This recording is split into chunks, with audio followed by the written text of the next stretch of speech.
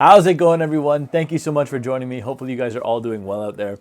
Today we're taking a look at the Shure SM7B dynamic microphone. I've wanted this thing for a very long time and finally decided to go out and get it. So I'm really excited about this, and I also picked up the Cloudlifter 2 here as well. We'll be using this in conjunction with the microphone. Unfortunately, I'm still waiting for the Scarlett Solo 3rd gen audio interface to arrive, as well as an additional XLR cable for that Cloudlifter. But in the meantime, I thought we could unbox this and get it set up and then reconvene from there. So yeah, let's just get right into this.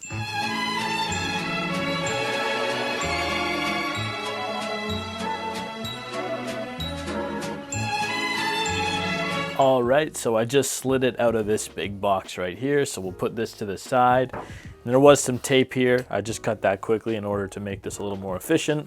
Take the top off here. Looks like we got some documentation.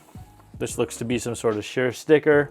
We have some paperwork here, and it looks like the manual here as well. So we'll go ahead and put this to the side. We're all here for the mic, so let's take a look at the mic. Oh God, that doesn't sound good. Pull it out like so. Got a, I guess this is some sort of cable tie, so you can manage the cables with whatever boom arm you have or whatever desk stand you're using. Inside the box, we also have, okay, so we have the mic right here, and wow, this thing is super heavy. So this is the mic in the bag, all wrapped up nicely. We'll put that to the side just momentarily, because I noticed that there's another cubby in here. You can tell I don't do unboxings much. So here is, okay, so this is the actual windscreen right here. So this is what goes on the end of the mic. Oh, it's just a thicker version. It's just a thicker version. There's already one on here. And again, there'll be pans so you can see this, but yeah, it's just a thicker version. So here's the mic out of the bag with the default windscreen. I'm just gonna say that this mic is very heavy, super heavy, but feels really good, really sturdy. Also looks really cool in my opinion. One of my favorite things about the Shure SM7B is just how it looks aesthetically. I know that's kind of stupid, but it looks pretty badass. And then yeah, here's the default windscreen, which I don't think I'm going to use for the time being. Again, nice to have this as sort of a backup. All right, so now what I'm going to do is take the SM7B, this guy right here, and throw it on this Rode PSA-1 boom arm.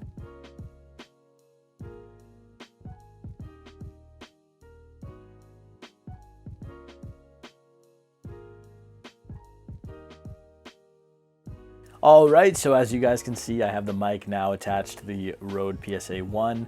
I have to say it looks really good.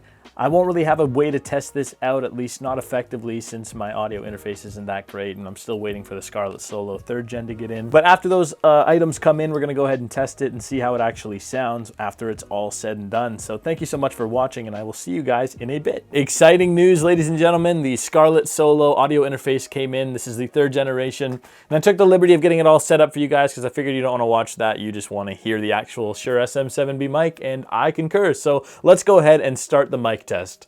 All right, so you guys are now hearing the Shure SM7B running directly through Audacity with no post-production done whatsoever. The gain on the Scarlett Solo is currently set to 80%, and the Cloudlifter is being used as well.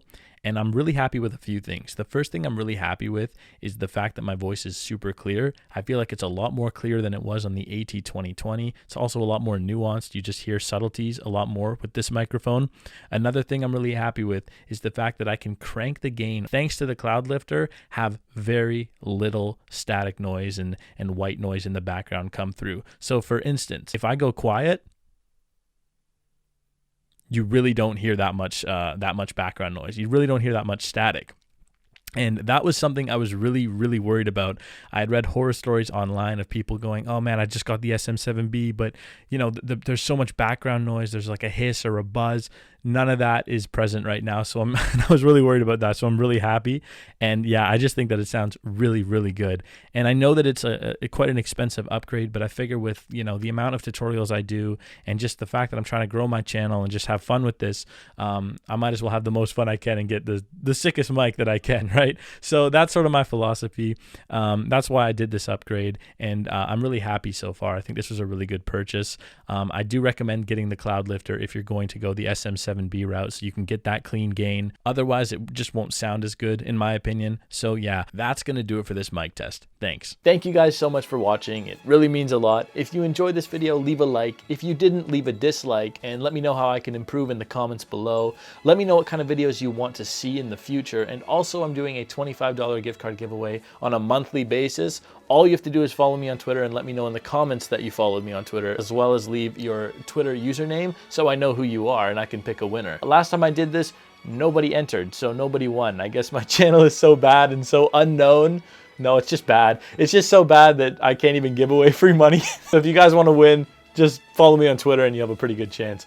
Anyway, thank you again so much for watching, and I hope to see you guys in the next one. Peace.